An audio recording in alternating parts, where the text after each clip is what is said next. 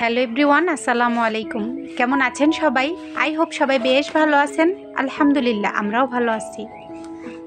তো এই তো গতকাল যে ভিডিওটি শেষ করেছি, অবশ্যই ওইখান থেকে আবার এই ভিডিওটি অন করলাম। তো যাই হোক, এখানে এই তো আমরা দোকানে এসেছিলাম ফুচকা খেতে। তো ফুচকাটা খেয়ে নিচ্ছি। আসলে আমি যেহেতু হাঁটতে বের হয়েছি, তাই এখন আর এমন ফুচকা এ জাতীয় খাবার খেতে চাইছিলাম না। তো যে কারণে কিন্তু এখানে 2 প্লেট নেওয়া হয়েছে। তবে এটা যেহেতু ভাইরাল ফুচকার দোকান, মানে খুবই মজাদার। অনেক দূরে থেকেও যেহেতু চলে আসলাম, তাই তো আমার ছোট খালামণি এখানে আমাকে 2-1 টা খেতে দিচ্ছিল। তো যে কারণে খেয়ে নিলাম। তবে ফুচকাটা কিন্তু বেশ মজার ছিল।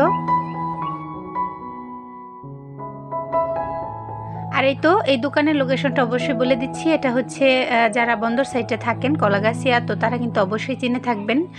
এটা হচ্ছে কলাগাছিয়া স্কুল। স্কুলের পাশে হচ্ছে এই দোকানটি। তো 3 রাস্তার মোড়, ওইখানেই দেখতে পাবেন এই দোকান। তো যাই হোক, এমনিও কিন্তু এই সাইটে আসলে আসাই হয় না। তো যেহেতু রাতের বেলায় এসেছি, তো আসলে আশেপাশে দিনের বেলা কেমনটা থাকে, মানুষজন থাকে বা দোকান থাকে, এটা তো জানি না। তো যাই হোক, আপনারা ইচ্ছা করলে কিন্তু আসতে পারেন। খুবই মজার হয় এই খাবারটা। আর এই তো যেহেতু হেঁটে হেঁটে আসছিলাম, এখানে দেখা যাচ্ছে রাস্তার পাশেই কলার ঝাড়গুলো ছিল। তো এগুলো সম্ভবত কাঁচা কলা বিক্রি করা হবে, নাকি পেকে গেলে তারপর বিক্রি করা হবে, আসলে এটা আমি জানি না। তো যাই হোক, এই তো চলে এলাম আমার খালুর দোকানে। তো এখানে যেহেতু হেঁটে এসেছি, তো ভাই এনে দিয়েছে মাঠা। এটা কিন্তু এই এলাকার অনেক জনপ্রিয় এই মাঠাটা। তো যাই হোক, এটা হচ্ছে এই তো শাবদি মন্দিরের পাশেই।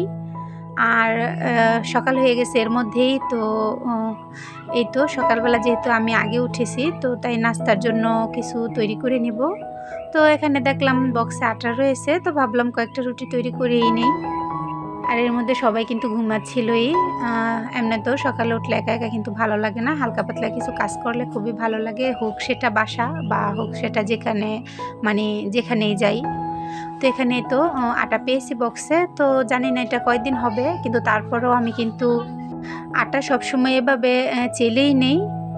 কারণ হয়তোবা দোকানে অনেক দিন রাখতে পারে, এখানে কিছু থাকতে পারে পোকা টোকা এ জাতীয়। তো যাই হোক, এখানে এই তো আটাগুলোকে কাই খোলার জন্য গরম পানি করে নিচ্ছি।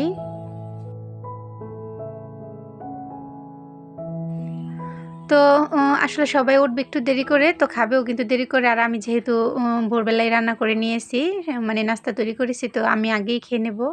তো আজকের ভিডিওটি এখানেই শেষ করছি। সবাই ভালো থাকবেন, সুস্থ থাকবেন। আল্লাহ